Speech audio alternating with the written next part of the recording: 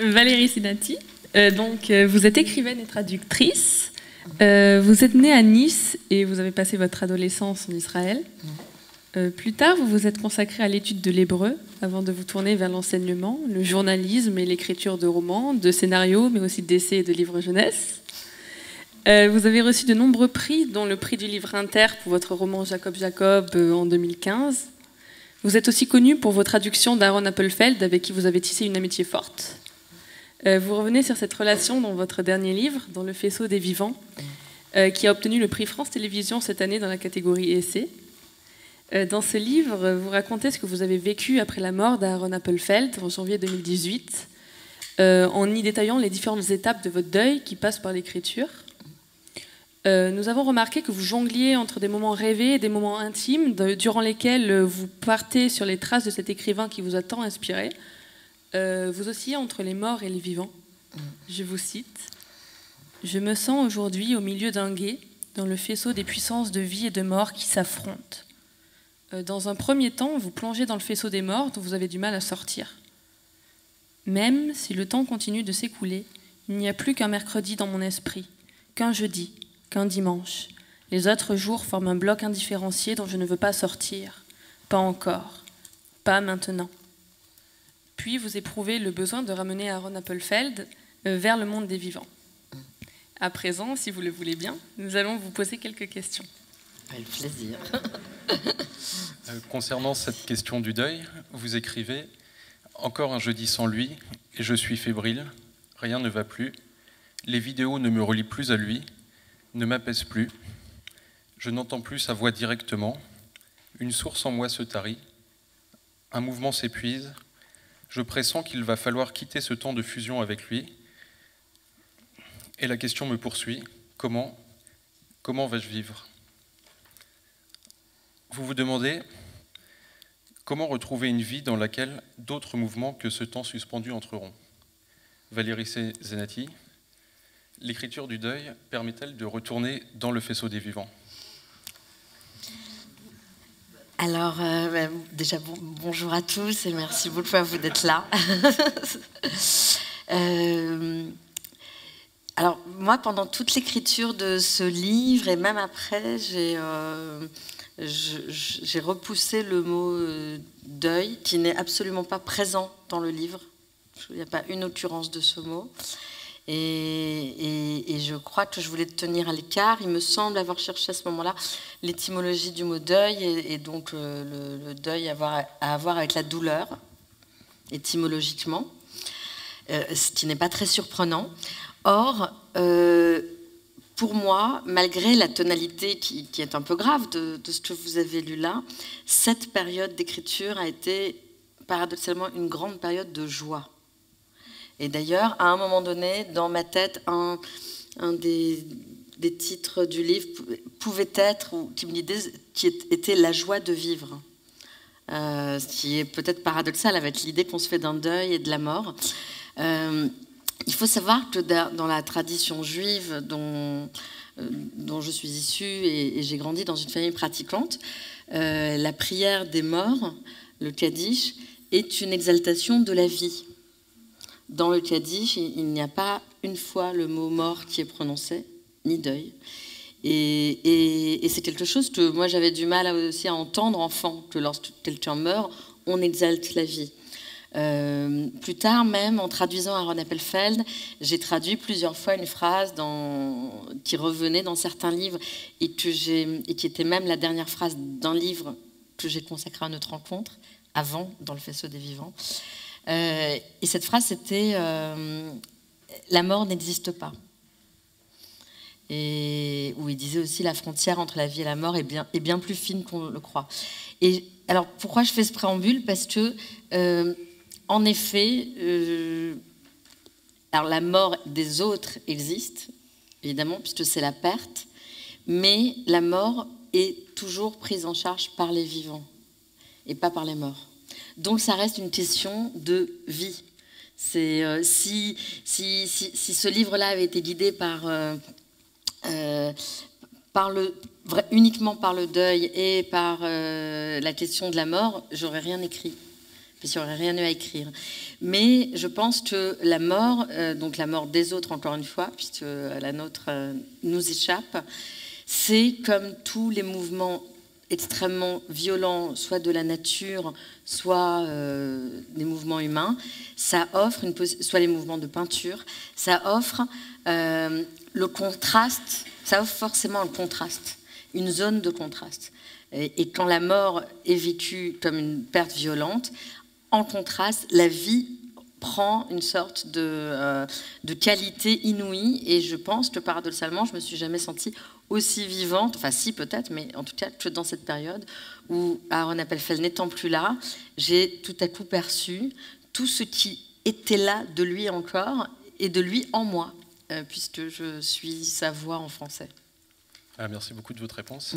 Merci. Et, dans le Faisceau des Vivants, vous racontez que vous êtes rendu à Tchernovitz, Oui. La ville natale d'Aaron Appelfeld. Est-ce que c'est aussi une manière de rester en vie que d'aller dans cette ville ? Alors la signification de ce voyage pour moi était, si je reviens en arrière, la mort c'est une rupture dans le temps, ou en tout cas donne le sentiment d'une rupture dans le temps. Quand on perd quelqu'un de cher, on a l'impression qu'il y a un arrêt dans le temps, et on est presque étonné de voir qu'autour, tout continue de s'écouler, les gens continuent de vivre, et il y a aussi des ruptures heureuses dans le temps. Un enfant qui naît, c'est une rupture heureuse du temps, et là aussi on peut ne pas comprendre que le monde ne s'émerveille pas de l'arrivée d'un enfant au monde. Pour la mort c'est pareil, et donc il y a cette rupture dans le temps, très très très grande, et pour moi, le voyage à Tchernovitz a été une façon de retrouver une perception du temps, peut-être, parce que Tchernovitz est la ville de naissance d'Aaron Appelfeld, et que lui commençait toutes ses rencontres, quasiment toutes ses discussions par la phrase « Je suis né à Tchernovitz en 1932 ». Il posait ça, c'était son commencement, et de là tout partait. Et quand il est mort et que j'ai vu approcher la date de son anniversaire, j'ai pensé que le seul endroit au monde où je pouvais être ce jour-là, c'était Tchernovitz, pas en 1932, mais en 2018.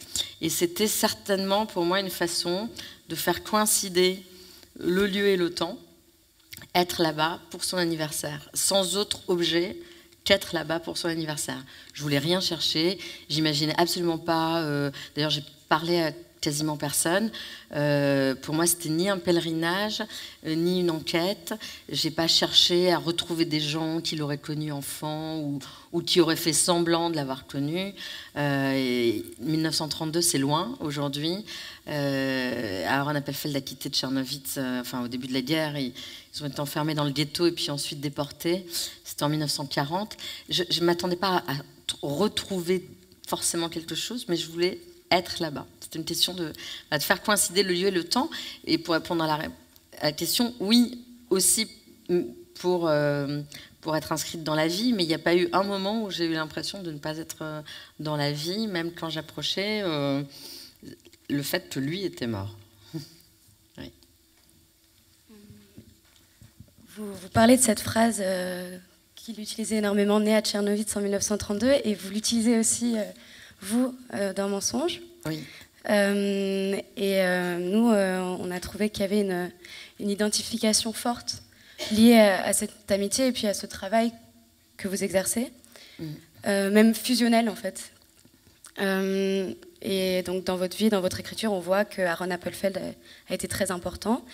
Et on a trouvé que sa voix résonnait dans vos mots et les imprégnait quelque part. Mais on voit quand même que vous avez un style différent du sien. Et comment y parvenez-vous ? Alors, moi j'ai commencé à traduire Aaron Appelfeld en 2003. Les livres sont sortis en 2004. Et j'écrivais déjà. Bon, j'ai écrit à partir du moment où j'ai su écrire. J'ai eu un rapport à l'écriture à partir de ce moment-là. Et puis ensuite, j'ai commencé à publier en 1999. Donc, ce qui ne veut pas dire que j'avais forcément...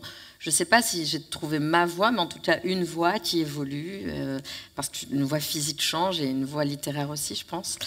Et je n'ai jamais cherché à l'imiter, je n'ai jamais cherché à imiter Aaron Appelfeld lorsque j'écris, sauf effectivement dans Mensonge où délibérément, dès les premières pages, je prends ma voix d'Aaron Appelfeld en français. Je pense que à côté de et malgré peut-être cette amitié très forte et cette identification très très forte qui m'a poussée vers la traduction de ces livres et qui m'a donné une envie de le traduire aussi forte que celle d'écrire mes propres livres, ce qui n'est pas rien. On est arrivés tous les deux vers l'écriture avec des sentiments très différents. Lui, avec une très grande méfiance à l'égard des mots, et moi, une très grande confiance. Donc on a presque des positions opposées, qui ne sont pas des positions d'ailleurs ni idéologiques, et l'une n'est pas plus juste que l'autre, c'est simplement que la sienne était une position de méfiance pour plusieurs raisons. Aaron Appelfeld a connu des idéologies qui ont fortement modelé la vie des gens et le langage, à la fois le nazisme, le communisme, et puis ensuite, quand il est arrivé en Israël, le sionisme. Bon, 3 idéologies très différentes, mais qui, comme toutes les idéologies, utilisaient les mots à des fins de propagande. Et donc, la propagande, c'est faire dire aux mots autre chose que ce qu'ils disent vraiment. Donc, c'est une perversion du langage. Il avait cette méfiance-là. Il avait une méfiance à l'égard des mots aussi parce que son expérience d'enfant déporté avec son père, qui a entendu sa mère mourir et qui a vu, enfant, des gens mourir sans comprendre pourquoi. Pourquoi on tuait des enfants, pourquoi on tuait les parents, pourquoi on tuait les grands-parents, qu'avait-il fait? Donc face à cette absurdité de l'extermination, il a très vite senti que les mots le langage était trop pauvre pour pouvoir rendre compte de ça. Donc il avait une très grande méfiance. Moi, à l'opposé, j'ai eu une autre vie et je suis née à un autre moment de l'histoire. Et je suis née à un moment où au contraire, même par rapport à l'histoire, il y avait cette volonté de mettre des mots sur les événements historiques, de libérer une parole. Et même à titre personnel, venant d'une famille où le français était arrivé très récemment dans la famille, puisqu'ils sont d'Algérie et de Tunisie, et où la maîtrise de la langue était approximative. Moi, au contraire, enfant déjà, j'avais une fascination pour les mots, et j'avais l'impression que c'était des petits trésors, des petites torches qui éclairaient la réalité complexe de la vie, et donc je suis arrivée en littérature avec une confiance dans les mots très très forte. Donc ça donne ce rapport différent et ce style différent. Après, on a chacun, évidemment, d'autres raisons pour avoir cette voie-là, mais ce sont déjà quelques raisons suffisantes. Vous l'avez dit, Aaron Appelfeld ne traite pas directement du génocide. Pour reprendre ses mots, il dit « Nous ne pourrons jamais contenir le feu lui-même, et c'est pourquoi je traite beaucoup, par exemple, de la période d'avant la Shoah et de celle d'après la Shoah, mais je ne touche pas directement à la Shoah ou très peu. » En plus, au-delà de ce refus de se concentrer sur la Shoah en elle-même, Aaron Appelfeld était jeune au moment des événements, donc sa mémoire peut être lacunaire et aller à l'encontre du souhait des anciennes générations qui parlent d'un devoir de mémoire. Oui. Vous, en tant qu'écrivain et personne n'ayant pas vécu ces événements, comment vous positionnez-vous par rapport à ce devoir de mémoire? C'est une question très intéressante parce que, effectivement, moi, je suis née dans la génération qui a entendu cette injonction ou ce slogan de devoir de mémoire. D'emblée, j'ai eu quelques réticences à l'idée d'un devoir et une méfiance. Parce que il me semble avoir senti à l'époque déjà que ça pouvait se retourner contre les intentions.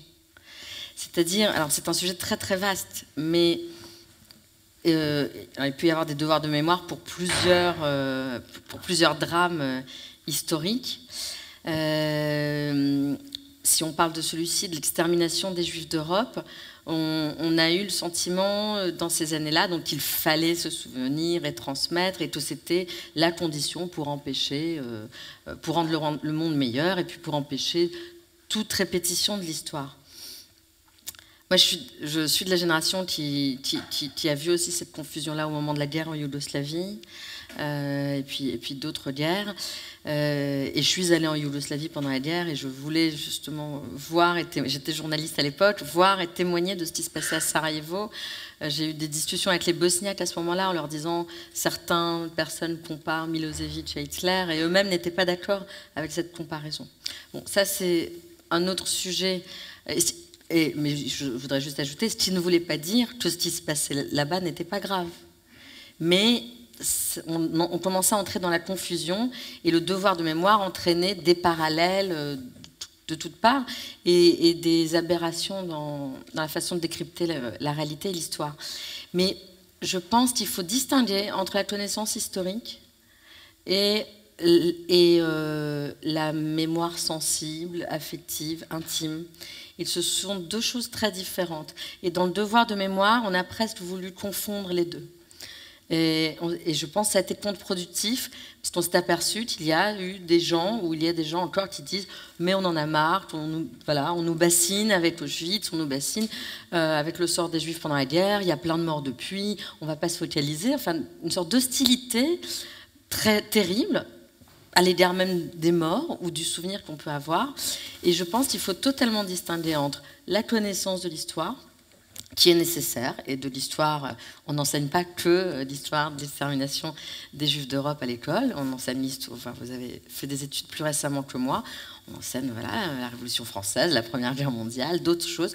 Donc la connaissance historique, qui est difficile parce que c'est complexe, parce qu'il y a eu plusieurs guerres en une, et distinguer la sensibilité qui peut être liée à ce qui s'est passé, et ce deuil qui peut être ressenti par certains, cette peine qui peut être encore ressentie aujourd'hui par certains, à l'idée que oui, en Europe, au XXe siècle, on a voulu exterminer toute une population, l'éradiquer, et que ce choc sensible qu'on peut avoir quand on découvre ça, c'est de l'ordre de l'intime, et ce n'est pas une obligation. Moi, je dis, je n'oblige personne à être triste de ce qui s'est passé pendant la guerre. Il n'y a pas d'obligation.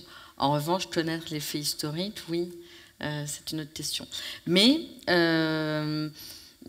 voilà, à titre personnel, cette découverte-là, moi, je l'ai faite quand j'étais enfant, j'avais 9 ans. C'est à ce moment-là que j'ai découvert qu'on avait exterminé des millions d'hommes, de femmes et d'enfants parce qu'ils étaient juifs. J'étais juive, je suis juive. Je me suis regardée dans la glace, je me suis posé la question, qu'est-ce qui serait passé si j'étais née 30 ans plus tôt ? Et là, à ce moment-là, c'est la compréhension qu'à un moment donné dans l'histoire, le partage entre la vie et la mort, c'était ça, être juif ou pas. Ce qui ne veut pas dire que tous les juifs ont été tués ou que les non-juifs n'ont pas été tués, mais ça traçait une ligne de partage. Et ça, c'est un choc qui continue de m'accompagner, pas de manière figée, et qui m'accompagne. C'est aussi pour ça que je traduis Aaron Appelfeld. Merci. Nous nous sommes également posé une question à propos du rêve. Dans Le garçon qui voulait dormir, le jeune Aaron retrouve sa mère dans ses rêves, ce qui explique son refuge dans le sommeil. Vous aussi, vous retrouvez votre proche dans le sommeil.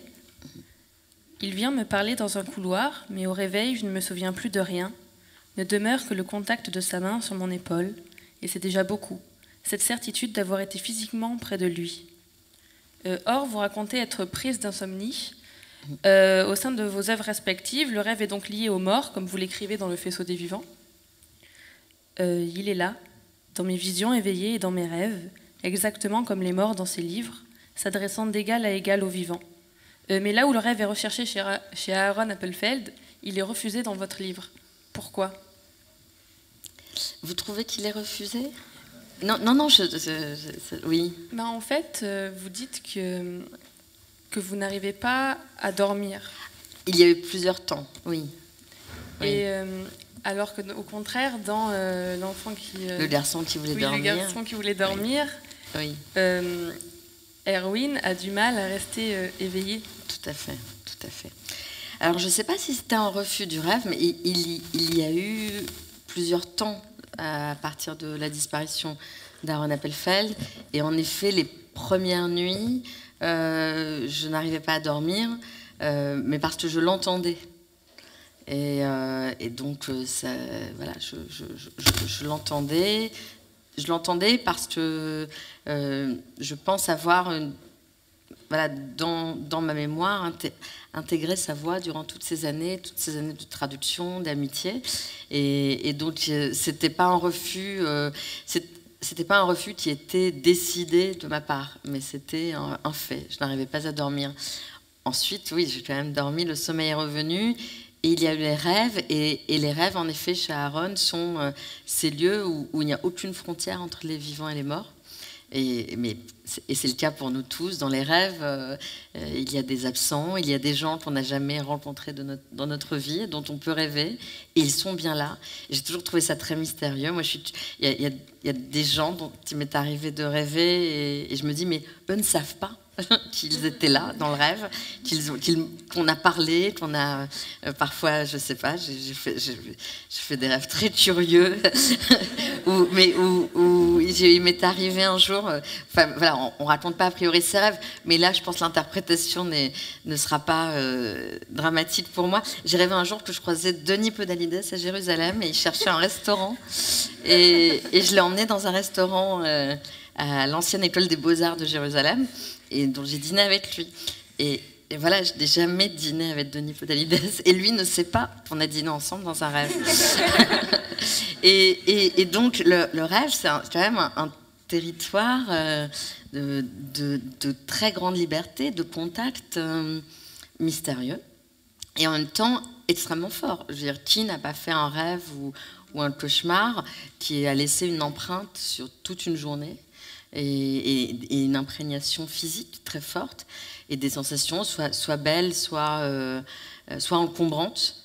Et puis bon, voilà, Freud a écrit sur le rêve, mais chez Aaron Appelfeld, le rêve n'est d'ailleurs pas freudien. Hein, ce ne sont pas des rêves. Il peut y avoir des rêves qu'on livre ensuite à une interprétation freudienne ou autre, mais chez lui, oui, c'est le lieu de rencontre. Et cela étant, Le garçon qui voulait dormir est un roman, et de ce que je sais, puisqu'on en a discuté avec Aaron Appelfeld, lui a beaucoup plus retrouvé sa mère dans ses rêveries littéraires et à travers l'écriture que réellement dans les rêves. Voilà. Mais l'écriture est un lieu qui a énormément de... Oui, pour moi, l'écriture est un lieu qui est très proche du rêve. Parce que quand on est en état d'écriture, d'abord un livre, c'est souvent une succession une intuition, une succession de flashs auxquels on donne ensuite un sens. Et oui, c'est un lieu où l'invisible, puisqu'un rêve aussi est invisible, l'invisible devient visible et présent. D'ailleurs, l'écriture permet aussi d'écrire ses rêves. Aussi, oui, tout à fait. Oui. Maintenant, j'aurais une question concernant votre stylistique. C'est un mot sérieux.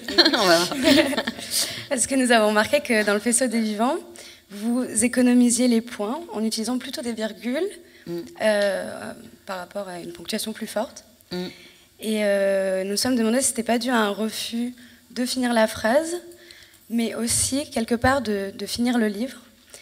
Et d'où vient ce besoin de laisser courir la parole comme ça? Alors ça, c'est quelque chose qui est présent aussi dans Jacob et dans la dernière partie de Mensonges, et c'est quelque chose qui est venu peu à peu dans mon écriture, je crois, et qui peut parfois soit en rendre fou les lecteurs, soit leur plaire, soit désarçonner les lycéens, par exemple, qui me disent « mais madame, vous ne respectez pas les règles de ponctuation ». Enfin, et je crois que s'il y a bien une imprégnation de l'hébreu dans mon français, c'est ça. C'est cette question de la ponctuation. Parce que dans le texte biblique original, il n'y a pas de ponctuation. Le texte, voilà, est court. Si vous voyez un rouleau de la Torah, il n'y a pas de ponctuation.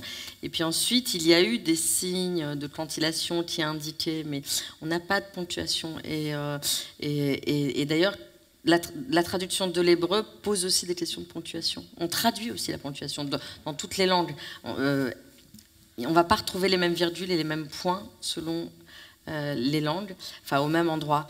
Et je pense que là, quand j'écris, et qu'il y a ces longues phrases, à ce moment-là, c'est l'hébreu et c'est quelque chose.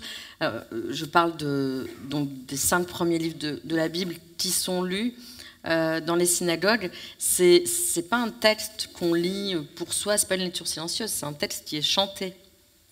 Et donc, c'est un chant. Et je pense qu'à cet endroit-là, pour moi, l'écriture devient un chant. Et donc, c'est pas un refus de mettre un point, mais un désir, comme dans un chant, de saisir en une phrase à la fois des images, des sensations, des non-dits. Il y a une volonté de tout saisir. Et donc la phrase est longue. Justement, vous parlez du fait de la langue de l'hébreu, et on a pu voir dans le Kaddish des orphelins, donc un reportage sur Aaron Appelfeld, et justement vous apparaissez aussi avec votre travail de traduction, on peut voir que Aaron Appelfeld chantonne son texte, et à ce propos, il disait aussi « Un être ne parle jamais qu'une seule langue au fond, sa musique intérieure ». Donc lorsque vous écrivez, malgré le fait que vous parlez le français et l'hébreu, ressentez-vous cette impression de musique intérieure? Oui, et d'ailleurs, moi j'écris sur un ordinateur, et il y a eu au début de l'arrivée des ordinateurs dans nos vies, bien avant votre naissance, j'imagine. Il y avait beaucoup de débats entre les écrivains, et puis souvent ces questions, les enfants disaient « Écrivez-vous au stylo, à la plume, ou à la plume-doigt, ou sur un ordinateur ?» Et il y avait presque une déception quand moi j'ai confié être passée à l'ordinateur avec bonheur, parce qu'il y a un clavier. Et je nie pas le plaisir sensuel qu'il peut y avoir à écrire à la main. Mais le clavier, pour moi, ça s'apparente aussi à un instrument de musique. Et donc quand j'écris, il y a quelque chose de ce rythme-là qui est sous mes doigts aussi sur les touches. Et je suis guidée aussi par ça. Je suis guidée par ce que je vois, par ce que j'entends, mais aussi par ce rythme qui va allonger la phrase à certains moments, mais je ne veux pas en faire un système. Dans le faisceau des vivants, il y a des moments où les phrases sont courtes, parce que c'est comme en musique aussi, il y a des phrases courtes et longues, mais j'en fais pas un système, mais je me censure pas non plus. Quand je sens qu'une phrase doit... si elle fait 2 pages, elle fait 2 pages. C'est comme ça que je l'entends. Toujours par rapport à la ponctuation, on parlait tout à l'heure de refus de finir le livre, et c'est en fait parce que le point final est un point d'interrogation qui est accroché à une citation d'Aaron Appelfeld qui vous dit « Tu comprends ce que cela signifie ?» Votre parole à vous se termine sur 2 points, ouvrant sur cette citation qui est la sienne. Et donc, pourquoi lui laisser le point final? Voilà.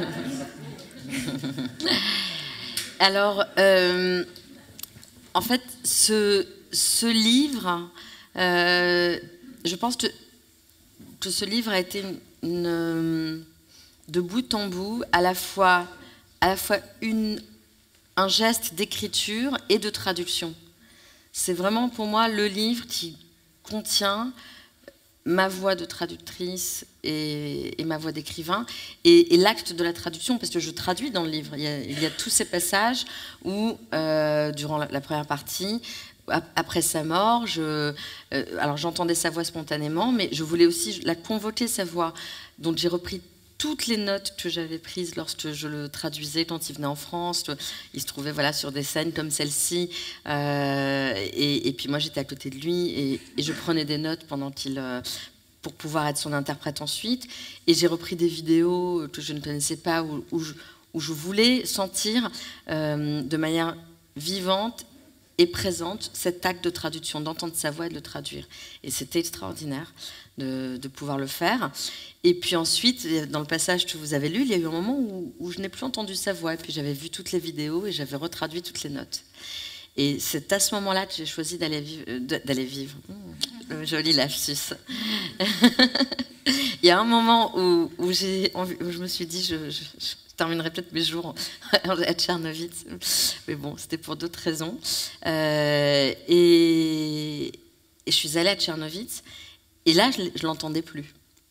Et je pense qu'il y avait un silence dans la ville. On était en plein hiver, c'était le mois de février. Il y avait des endroits où il y avait plus d'1 mètre de neige. Donc tout était assourdi par la neige. Et puis, il y avait ce silence. Mais je pense qu'il y avait chez moi aussi un grand...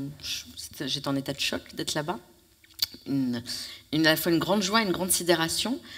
Et puis, il y a eu ce rêve où j'ai entendu sa voix qui me posait une question. Et au moment de l'écriture du livre, c'est vrai qu'on pose toujours la question aux écrivains du début, comment avez-vous commencé, mais la fin est au moins aussi importante que le début, où s'arrêter. Et là, intuitivement, j'ai pensé que, comme ce livre était né, et c'était difficile à admettre, était né dans la mort d'Aaron Appelfeld, avait pris naissance dans sa mort, je trouvais juste qu'il se termine par lui prenant la voix que j'ai entendue dans ce rêve, et donc j'ai même mis la phrase en hébreu, pour qu'elle existe en hébreu, et donc il dit précisément, voilà, on m'a dit qu'il y a quelques semaines à la radio, on a annoncé que j'étais mort, est-ce que tu comprends ce que cela signifie ? Et effectivement, c'est une fin qui... C'est certainement pas une conclusion. Et certainement, puisque je ne sais pas si on allait venir à cette question, mais Aaron Appelfeld parlait beaucoup du silence et de la façon dont le silence peut résonner. Le silence, c'est pas le vide, loin de là. Le silence, ça peut être le vide, mais dans ce cas, c'est triste. Mais déjà, le vrai silence n'existe pas. Il paraît que même quand on est dans une pièce et qu'on a l'impression qu'il n'y a pas de bruit, il y a la réverbération de notre respiration. Et quand on est dans une vraie pièce insonorisée, on perd tout repère. Donc le silence est un lieu, un espace où on entend plein de choses. Et pour moi, là, j'ai senti à l'oreille que cette question ouvrait un silence presque infini. C'est-à-dire cette question-là que me pose Aaron Appelfeld, comprends-tu ce que cela signifie ? Ensuite, il y a un blanc, et ensuite, il y a toute ma vie, je pense, pour répondre ou pas à cette question.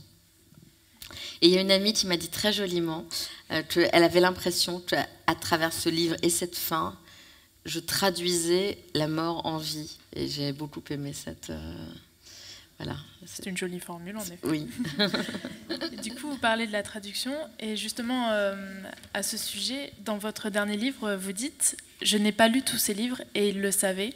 Je voulais que chaque traduction soit une découverte, une surprise. Je voulais une plongée première, une expérience qui me transformerait.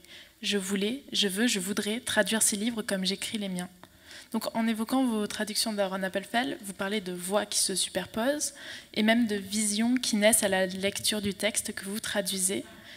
Et est-ce que votre propre identification à Aaron Appelfeld peut aussi a influencé votre travail de traductrice ? Alors, je ne suis, à part deux écarts à un moment donné, je ne suis pas traductrice par ailleurs. Depuis des années, je ne traduis qu'Aaron Appelfeld. Donc, ça reste très, très précis dans cette entreprise de travail. Oui, j'ai fait quelques écarts parce que j'en avais envie, mais on m'a proposé récemment de traduire, de devenir la traductrice d'un autre grand écrivain israélien, et j'ai refusé. D'abord, il y a une question de temps. La traduction, c'est un travail qui demande beaucoup de temps. Et que j'ai mes livres par ailleurs et mes scénarios et d'autres, il faut que je ménage mon temps. Mais aussi, pour l'instant, je n'ai pas envie de poser ma voix sur une autre voix. Et il reste 30 livres d'Aaron Appelfeld à traduire. Et à titre personnel, je trouve que pour moi, il y a... Voilà, je vis beaucoup en écrivant, finalement, entre les livres, les traductions, les scénarios, mais il y a une unité dans tout ça, et à titre personnel, je trouve que c'est une expérience inouïe de traduire un auteur. et de se glisser comme ça, livre après livre, dans ses mots, dans son rapport à la langue et à ses personnages et à l'amour. Et c'est une connaissance, c'est une découverte. Et puis c'est le lien est là, c'est-à-dire que les livres sont là, la voix est là. Et j'aime pas du tout quand parfois on me présente en me disant « vous avez été la traductrice d'Aaron Appelfeld », comme si je ne l'étais plus. Non, justement, je le suis toujours. Et j'évolue aussi en tant que traductrice d'Aaron Appelfeld. Donc pour répondre à la question, ça ne change pas ma manière de traduire en général, puisque je ne traduis pas en général, mais au fil du temps, forcément, moi-même, je change dans mon rapport à la langue et au français, et je l'entends autrement aussi. J'ai plus le même âge. Quand j'ai commencé à le traduire, j'avais 33 ans. J'en ai 49 aujourd'hui. Et donc, je ne sais pas si des gens s'intéressent à la traduction dans ce sens-là, mais il y a une évolution aussi de ma façon de traduire à Aaron Appelfeld. Et parfois, j'espère avoir le temps, non seulement de tout traduire, mais de retraduire ou de revisiter mes premières traductions et de traduire les livres que je n'ai pas traduits et qui ont été publiés en français. Et donc vous avez traduit Yair Lapid, Michal Gouvrine ou Zerouia Chalev, mais face à ce lien en fait que vous avez avec Aaron Appelfeld, en quoi le fait de le connaître intimement et littérairement donc a influencé aussi votre travail de traduction, notamment quand vous avez pu traduire d'autres auteurs? Alors les autres auteurs, ça a été ponctuel. Je pense que pour les autres auteurs que j'ai rencontrés, à part Yair Lapid, ça c'était un polar. J'avoue que ça m'amusait de traduire un polar. On m'avait proposé ça. J'ai passé un été, une partie de l'été, à traduire ce polar. Et là, il n'y avait pas, très honnêtement, pas d'enjeu littéraire dans cette traduction pour moi. Et il y avait une curiosité aussi à raconter cette histoire en français. Pour les autres écrivains, j'avais eu vraiment un élan vers chacun des textes. Et il se trouve, c'est pas un hasard, que les deux autres... Alors, Zerouia Chalev, c'est un livre pour enfants que j'ai traduit. Elle a une traductrice attitrée, donc j'ai pas traduit ses grands livres, ou ses livres pour les grands. On peut le prendre dans les deux sens. Les deux autres livres que j'ai traduits, de Moshe Sakal et Michal Gouvrine, sont tous les deux des livres d'écrivains qui ont un rapport étroit à la France. Et donc qui écrivent en hébreu, mais qui tous deux parlent très bien français. Et leurs livres sont aussi imprégnés de ça. C'est-à-dire là où certains Israéliens ou lecteurs de l'hébreu entendent dans mon français l'hébreu, moi j'entends dans le texte de Michal Gouvrine et Moshe Sakal le français. Et c'était ça qui m'intéressait aussi et qui m'attirait. Donc j'ai traduit ça. Alors je ne suis pas sûre de répondre à la question, mais si on revient à la question sur le rapport affectif, j'ai des rapports très amicaux avec les deux auteurs que je viens de citer, mais je n'ai traduit qu'un livre d'eux. L'amitié avec Aaron Appelfeld m'a, donc encore une fois, je reviens à ce mot, mais il est si fondamental, m'a imprégné de sa voix et de son regard. Et donc, au fur et à mesure de cette imprégnation, je pense que j'ai affiné quelque chose dans mes traductions.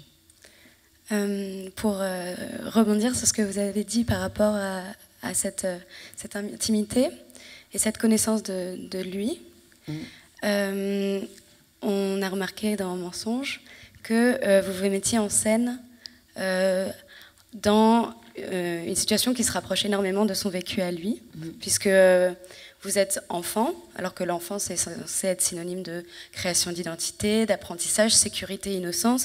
Là, vous êtes en fuite dans la forêt, donc en danger. Et pourquoi avez-vous choisi de l'accompagner dans cette épreuve à travers votre livre ? Ça, c'est sans doute la question à laquelle je pense ne jamais répondre. Et à laquelle je réponds quand même, mais plus à travers les livres qu'à travers ce que je peux en dire. Mais ce que je peux dire quand même, parce que je trouve que ça raconte quelque chose de notre relation. Quand j'ai écrit Mensonges, donc Mensonges, c'est un livre assez bref qui est dans une collection où Olivier Cohen propose aux auteurs d'écrire sur leur héros et de dévoiler un autoportrait à travers cet exercice libre, littérairement libre, donc il n'y a aucun genre, ça peut être roman, nouvelle, essai. Là, c'est un genre totalement pas identifiable et indéterminé, parce qu'il y a à la fois du récit, de la fiction, du conte. Bon. Et je raconte ça parce que dans Mensonge, il y a 3 parties. Une première donc, où je pastiche à Aaron Appelfeld, on peut le dire. Je crois que vous êtes des spécialistes du pastiche, donc vous le savez encore mieux que moi. Enfin, vous l'avez senti peut-être, non? Oui, voilà. Vous confirmez que c'est une deuxième partie qui est une partie d'instantané de récit, où je raconte 5 moments de ma vie dont on peut imaginer qu'ils m'ont conduite vers Aaron Appelfeld. Et le dernier, je vais me permettre de lire, le dernier instantané, c'est la rencontre à Jérusalem, la première rencontre. Et je dis, donc voilà, je raconte ces questions qu'il m'a posées, je dis, de l'extérieur, nous sommes un vieil homme au regard vif et une jeune femme que l'on pourrait prendre pour un grand-père et sa petite-fille, ou pour un écrivain israélien et une journaliste venue l'interviewer, ou même, en tendant l'oreille, pour un écrivain et sa traductrice en langue française. En réalité, il se passe là quelque chose que personne ne peut distinguer, à part lui peut-être, et moi plus tard, car les mots et la prise de conscience qui les accompagnent viennent toujours à contre-coup des émotions et des sensations. Il n'y a pas de vieil homme, pas de jeune femme. Cette image est un leurre et recouvre un autre tableau, plus juste, plus vrai, invisible comme la vérité nue des enfants perdus dans les bois. Alors, pourquoi j'ai eu envie de lire cette phrase? Parce que lorsque j'ai écrit le livre, je racontais hier, mais on n'a pas le temps de raconter ici, c'est un livre autour duquel j'ai tourné pendant 3 ans, avant de trouver la porte d'entrée. Mais une fois entrée, je l'ai écrit en 11 jours. Et donc la première partie, la deuxième, qui a mis quelques jours. Et dans ce que je voyais du livre, je ne voyais pas de 3e partie.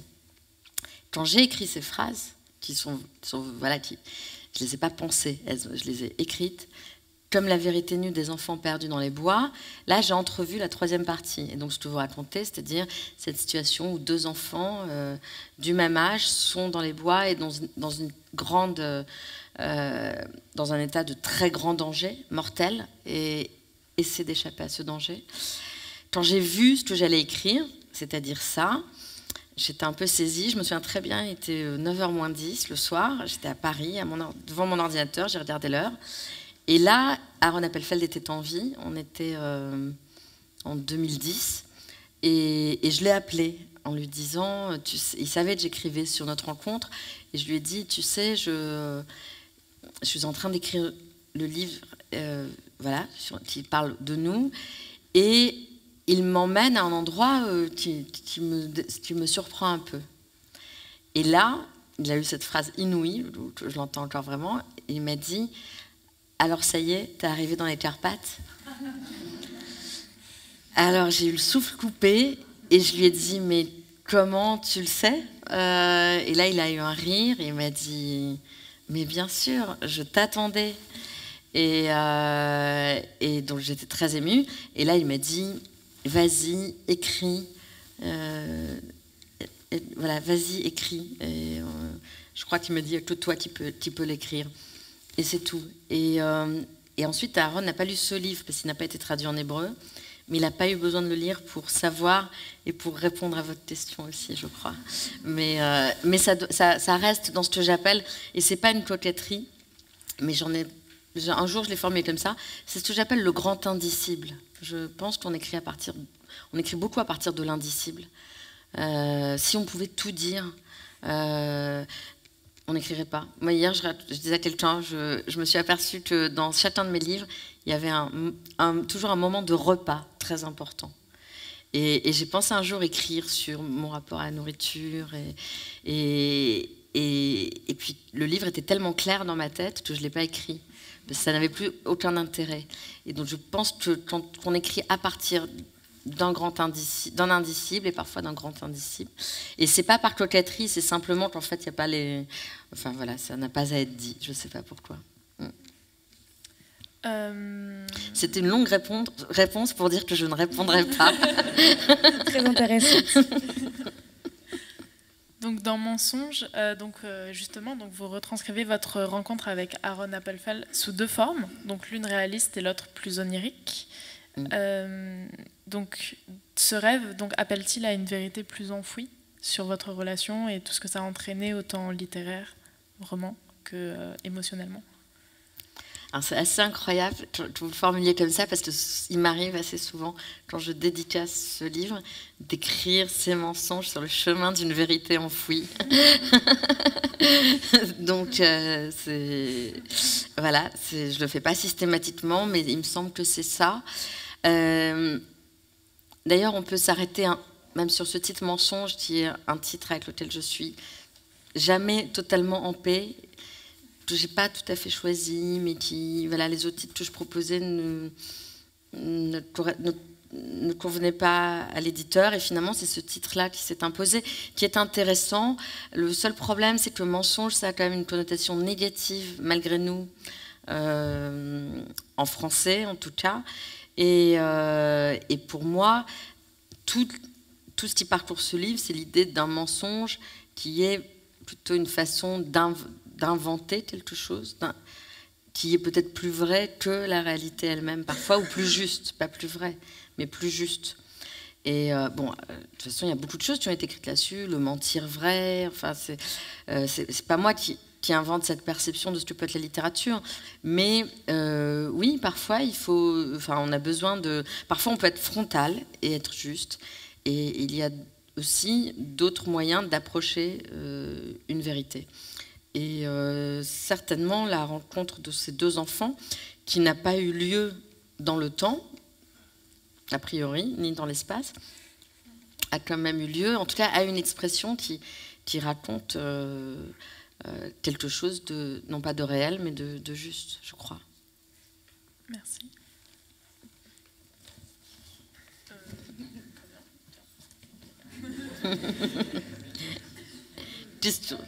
Ça peut venir, même s'il n'y a pas d'ordre. Pour terminer... Oui. On sait que vous continuez à traduire Aaron Appelfeld, comme vous nous l'avez dit tout à l'heure, et que vous travaillez sur une série Canal. Avez-vous d'autres projets? Ah oui, ça c'est le grand écart. Oui.